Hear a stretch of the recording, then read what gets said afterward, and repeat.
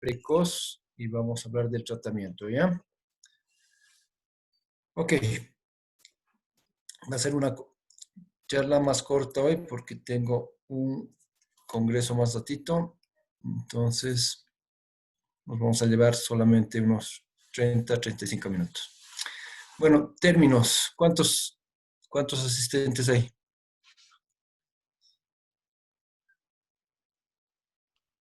51. Ok. Términos, podemos hablar de pubertad, adolescencia. A ver, Luis Alberto, ¿cuál es la diferencia, Luis Alberto Gómez, entre pubertad y adolescencia?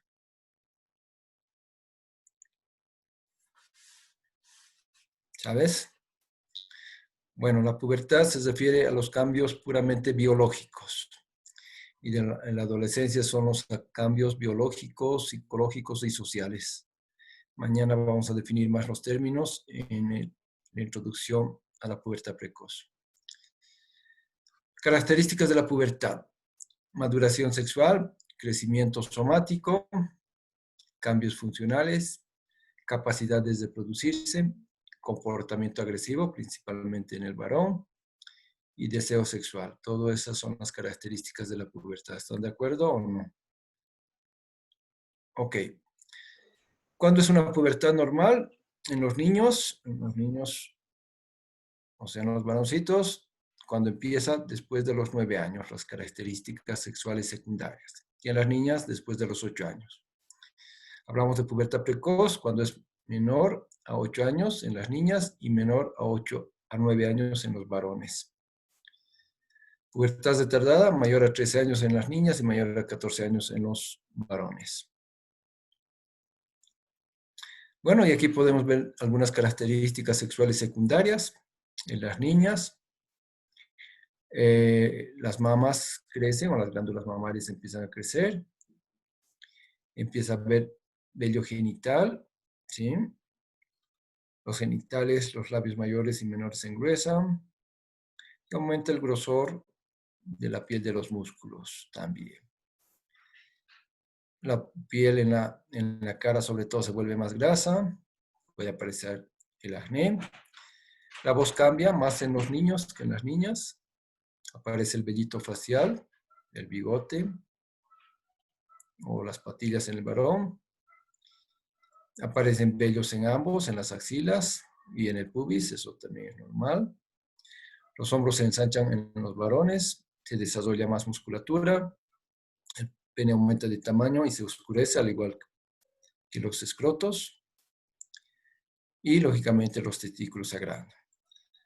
Ok, esas serían las características más importantes. Hablamos de características sexuales secundarias.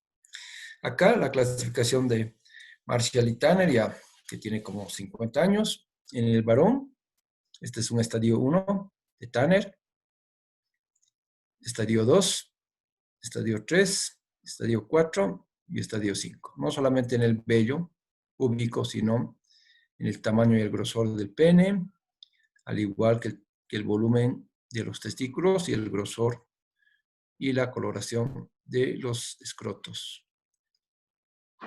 Tenemos la adrenarquia o adrenarca se puede llamar cuando sale vello en el pubis.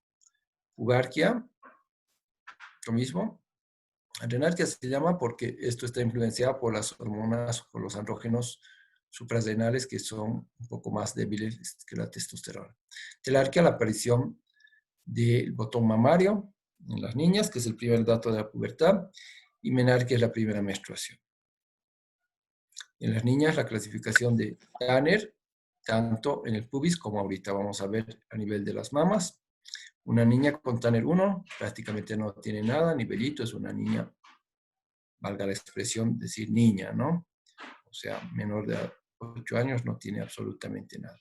Acá ya podrán ver la coloración de los entremuslos, un poquito más oscura. La piel se empieza también, aparte de oscurecer, empieza a tener un poco más de espesor, más grasa, y aparece algún otro que vellito, pero todavía, o sea, lineal, no ondulado. Acá ya podemos ver más vellito. Lógicamente, acá ya empieza también acumularse grasita en el pubis. Eso es muy importante. Las niñas muy flaquitas empiezan la pubertad después, por ejemplo. Aquí el vello es más rizado y acá mucho más rizado. Y si vemos los genitales, ya son de mayor coloración, mayor grosor, ¿sí?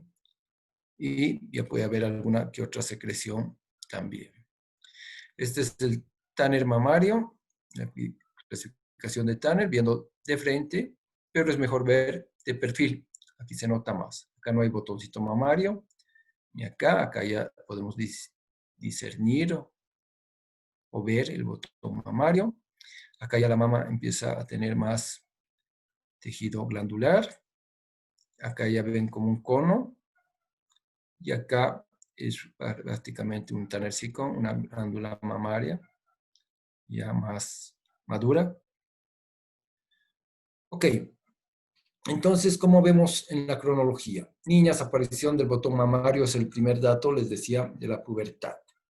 En los niños, cuando el volumen testicular es mayor a 4 ml, ya sea medido por orquidómetro, que es lo mejor, hay el famoso orquidómetro de Pradel, o solamente con una cinta métrica, o podemos calcular también mediante ecografía, ¿no? Acá ya el niño empieza también su pubertad.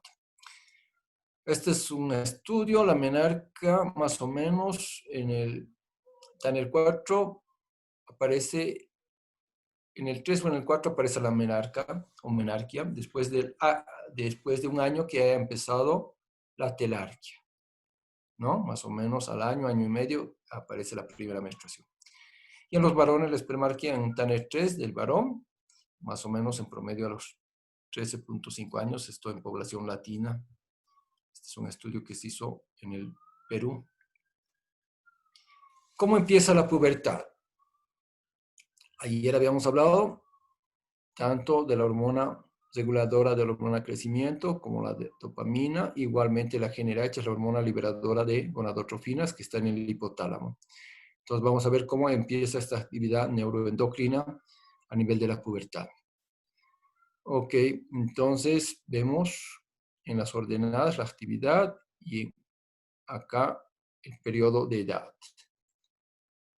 Ok, periodo neonatal por influjo de la mamá, por el influjo todavía de las hormonas de la mamá que le pasan, por último, a nivel de la placenta al bebé recién nacido y también un poco por el influjo de la leche materna. La GnRH todavía tiene pulsos, entonces por eso hay algunos niños, o niñas mejor dicho, que tienen un sangradito, un manchado ahí en la etapa neonatal. Después esto empieza a decaer, la GnRH, los pulsos de GnRH disminuyen tanto en amplitud ¿sí? como en frecuencia, y tenemos todo este periodo de la niñez, una meseta muy baja, donde no hay actividad de la GnRH, no hay pulsos de la hormona liberadora de gonadotrofinas. Hasta que empieza la pubertad. No se sabía exactamente por qué se da la pubertad, ahorita vamos a hablar como cuentito cómo suceden las cosas, y la pubertad, más o menos 8 o 9 años, empieza de nuevo la GnRH a subir y a tener pulsos cada vez más seguidos, ¿no? Les decía que no se sabía exactamente por qué despertaba el reloj biológico para ocasionarnos el inicio de la pubertad. Entonces, acá está la GnRH a nivel del hipotálamo hay neurotransmisores. Hasta esta etapa antes de la pubertad, pues las gónadas están inmaduras, igual el testículo, no hay capacidad de espermatogénesis. Esta es una célula de Leydig, un testículo.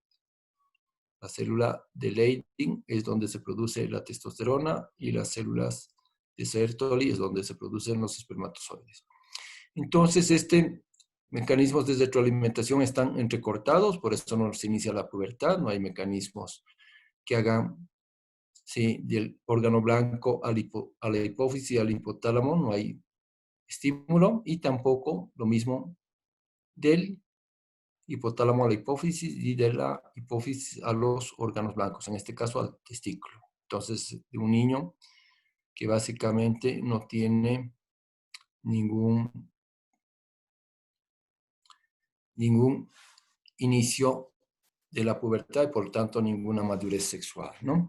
Ok, después, aquí tienen la hipófisis, que habíamos hablado ayer, hipotálamo, órgano blanco, y después, ¿qué sucede? Empieza ya a funcionar la GNRH.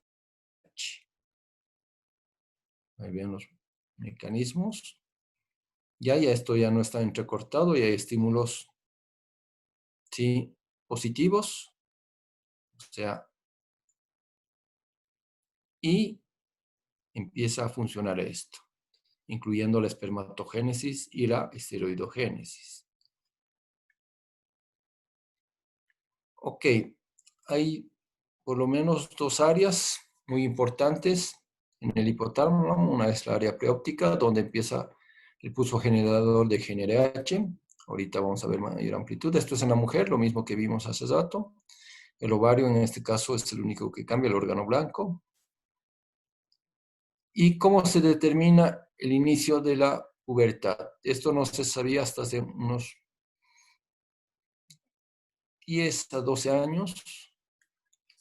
Ahorita vamos a ver algunas teorías. Por ejemplo, presentación de un caso de 1943, una historia de un paciente con buena salud, pero genitales pequeños, tanto el pene como los testículos. Este niño tenía ausencia de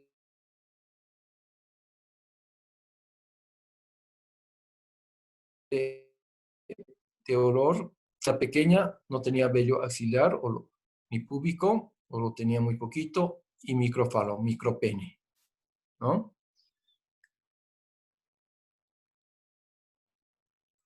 Entonces acá podemos ver tres esquemas. Cuando, en este caso, la hipófisis y el órgano blanco, las gónadas, puede ser testículo ovario. En este caso tenemos un individuo normal. Hay estímulo de la LH y de la FSH a los testículos o a las gónadas en general, y las gonadotrofinas están normales y también el órgano blanco está normal. En caso de un hipergonadismo con falla primaria, ¿sí? Falla primaria de los testículos, por eso los ven pequeños. La LH y FSH están elevadas porque cuando estimulan a los testículos no responden, y entonces vuelve a insistir por mecanismos de retroalimentación negativa, tanto a nivel del hipófisis como del hipotálamo, que trabaje más esto, ¿no? Entonces suben la LH y FSH, pero el testículo no responde. Eso se llama hipogonadismo hipergonadotrófico. Y hay también el hipogonadismo por falla secundaria, o sea, en este caso del hipófisis, se llama hipogonadismo hipogonadotrófico, están bajas la LH y FSH. Ahorita vamos a ver el caso que acabamos de ver. Y los testículos están también pequeños porque no hay buen estímulo, porque los efectores de LH y FSH no están bien. Ok, en el hipogonadismo hipogonadotrófico, ya, la GNRH estimula la hipófisis y esta sale LH y FSH y estas las gónadas, ¿no? Ahorita vamos a ver los mecanismos de GNRH. ¿Cómo empieza la GNRH a estimular? Ok. Cuando hay deficiencia de GNRH, este sería un hipogonadismo hipogonadotrófico, pero terciario. La deficiencia está en el hipotálamo, ¿ya? Y este es el caso que acabamos de ver, que se llama síndrome de Kallmann. Y lógicamente la LH y FSH están disminuidas porque no hay su estímulo a nivel del hipotálamo de la GNRH. Y los testículos están pequeños, ¿no? Se llama hipogonadismo hipogonadotrófico porque la deficiencia está a nivel hipotalámico y a veces puede estar a nivel hipofisario. Y esto es porque en el síndrome de Kallmann se ha visto, sí, que no hay migración de las células olfatorias, ¿sí? Que son células nerviosas, y que se quedan en un trayecto intermedio, que no migran en etapa embrionaria, más o menos al día 15. Entonces, estas células olfatorias no migran, por eso estos pacientes tienen anosmia o hiposmia, pero no solamente no migran a estas células nerviosas olfatorias, sino no migran hacia el hipotálamo y entonces hay deficiencia de la GnRH, de las células que producen esta hormona liberadora o regulatoria. Entonces se llama síndrome de Kármán. ¿Cómo se inicia la pubertad? Hasta hace 12 a 13 años que les decía que no se sabía exactamente por qué empezaba el reloj biológico, por qué empezaba. Se mencionaban factores ambientales, factores de los esteroides sexuales, de los estrógenos, ¿sí? Factores como el medio ambiente, entre otros, y se ponía en interrogante cuál era el estímulo. ¿Ya? Ok, esos años más o menos, y volvemos a ver nuestra grafiquita del principio.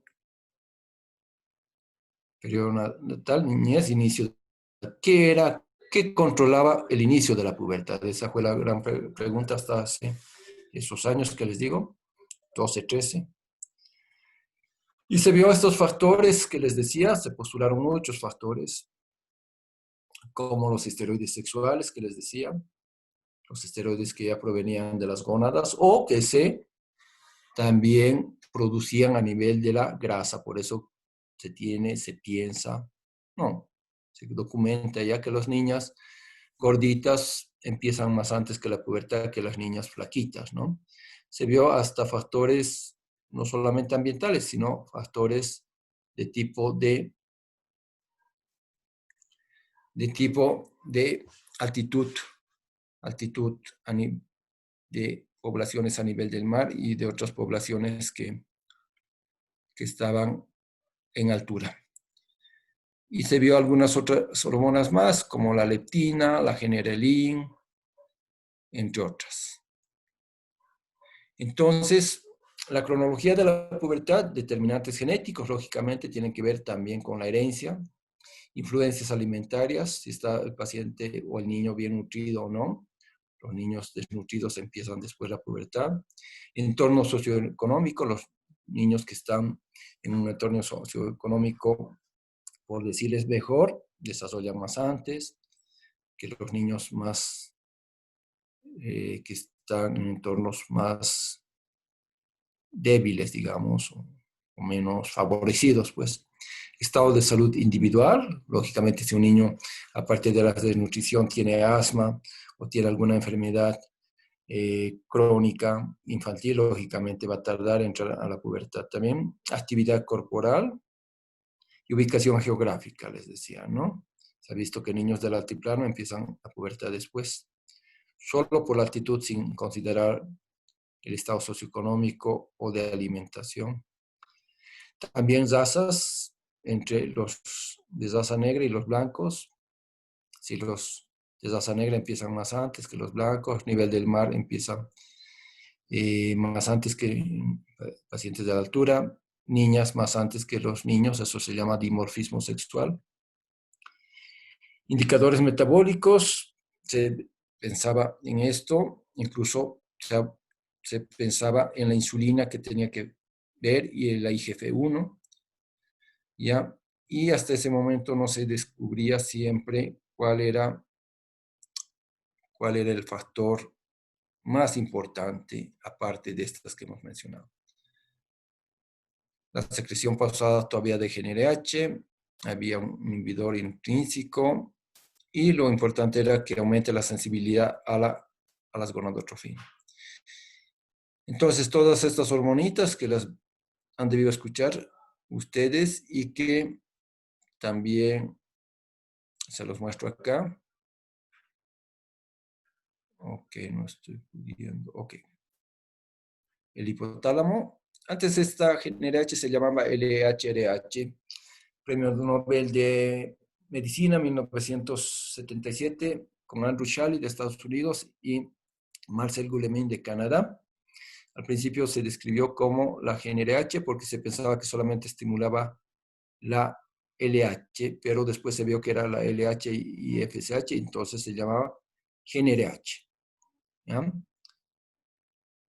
Ok, en inglés la pituitaria, la hipófisis se llama pituitaria. Esta hormona genera el IN, que se produce a nivel del estómago, que tiene que ver con la gordura, pero también se implicó en esto del inicio de la pubertad. Las gónadas, como habíamos dicho, a través de los esteroides sexuales. La leptina, que es una hormona que está en las células grasas, ¿sí? Que se pensó cuando se descubrió la leptina hace como 20 años, que ya se descubrió el mecanismo de la obesidad, y eso no es cierto, porque hasta ahora no podemos dilucidar esto de la obesidad, que es más complejo. O que, lógicamente, estas hormonas estuvieron muy implicadas y algunas más, como la IGF-1, ¿no? Muy estudiadas.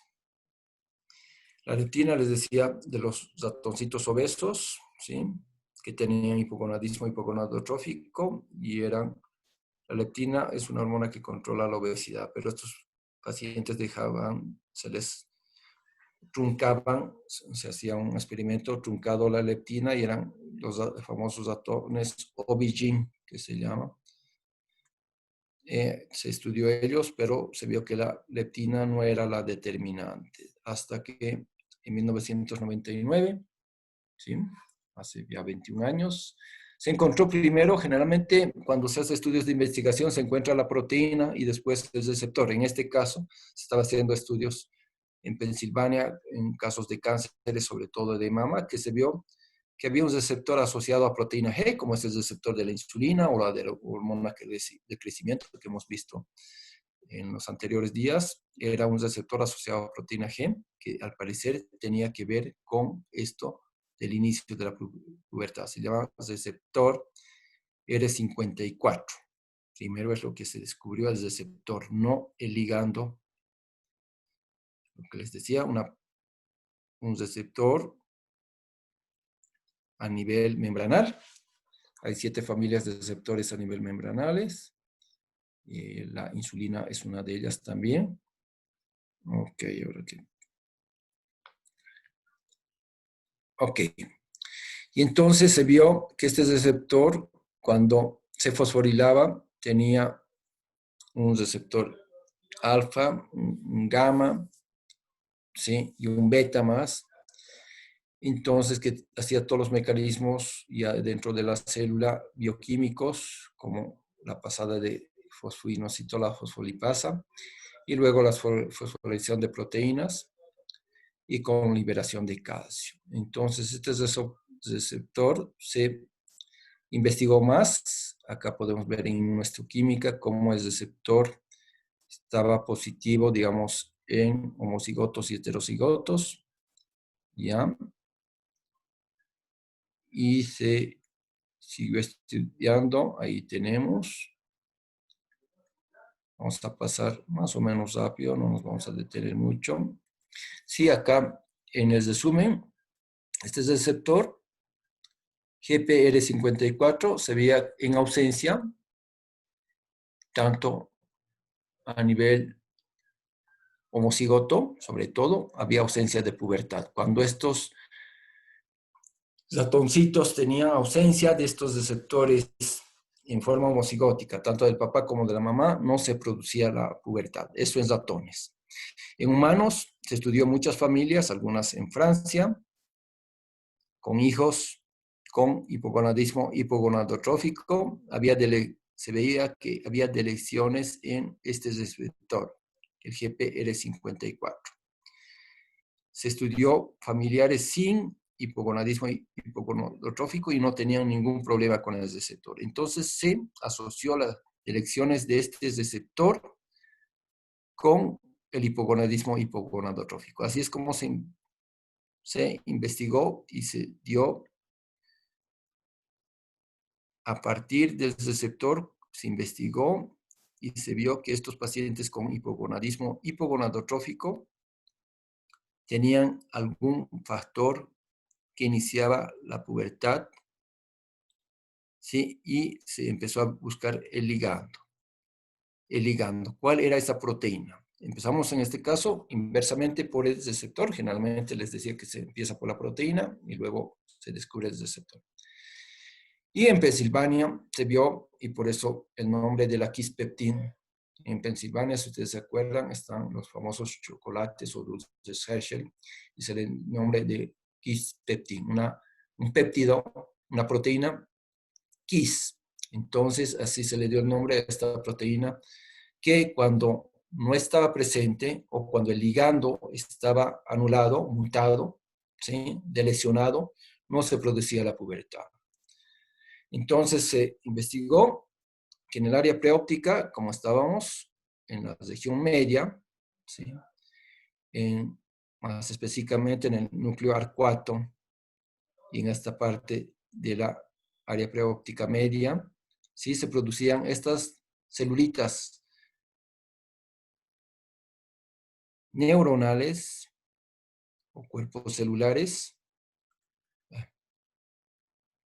que nos deberían hacer que esta GnRH empiece a funcionar. ¿Y cómo se obtenía eso? Debería expresar el receptor de GPR4 o 54, mejor dicho. Y acá tenemos el área del hipotálamo, estos núcleos, el núcleo arcuato y la región media, donde este receptor se unía a estas células neuronales que producen la GnRH, y esta neurona, ¿sí? Tenía como proteína la KIS, la KIS1 en este caso, entonces se le dio el nombre de quispeptin. Esta es la proteína y este es su receptor. O sea, se tienen que unir para iniciar la pubertad. Y en individuos hipogonadotróficos con hipogonadismo se vio que o fallaba el receptor o fallaba el ligando, la proteína. Ok. Aumenta niveles de quipeptín cuando el receptor está mutado y los esteroides disminuyen los niveles de KIS1, que al principio se llamó, y es la quipestin. Acá podemos ver en estos núcleos, núcleo arcuato y ventricular anteroventral, por también exámenes de inmunohistoquímica, como esta neurona que como proteína la KIS1 y estimulado también por los estrógenos, hacían un mecanismo de retroalimentación positiva. ¿Ya? Entonces, acá también podemos ver en otros experimentos. Entonces, el inicio de la pubertad, así, hace 20 años, que se descubrió primero el receptor y luego la proteína, que se llama quispeptina. Entonces, como una semejanza, eso se le dio el nombre que el inicio de la pubertad, ¿sí? Está dado por un beso de la quispeptín al hipotálamo. Ok, esto es hablando de la pubertad normal. Mañana vamos a hablar de la pubertad precoz y de la terminología que se los voy a poner, los conceptos de la telarquía, menarquia, renarquia, todo bien, más que documentados, bien conceptualizados. ¿Alguna pregunta hasta acá?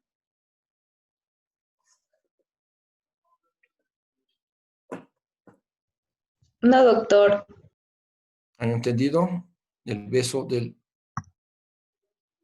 cómo está dada la pubertad por el beso de la quispeptín al hipotálamo? Así es como se inicia.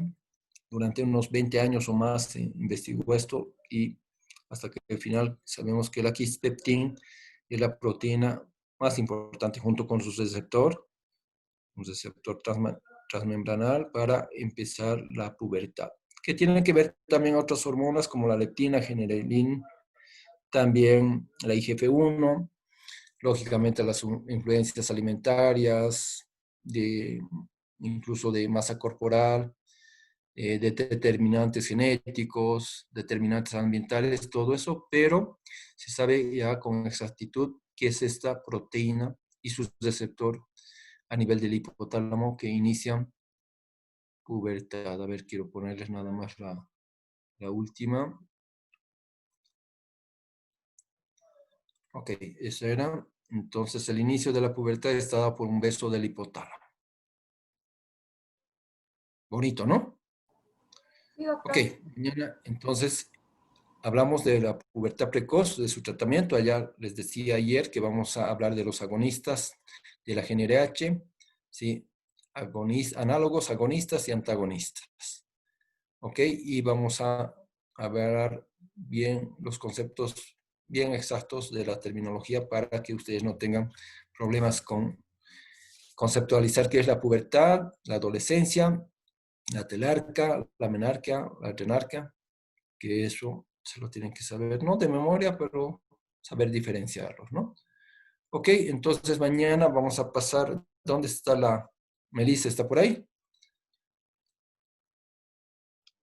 Sí, doctor. Melissa, mañana vamos a tener un poquito más de espacio, un poquito más de una hora, Sí, sí, doctor, para, es ilimitado. para repasar un poco de la fisiología que hemos visto ahora, una poquita, y más de la pubertad precoz con su tratamiento y lógicamente con su diagnóstico, ¿ya?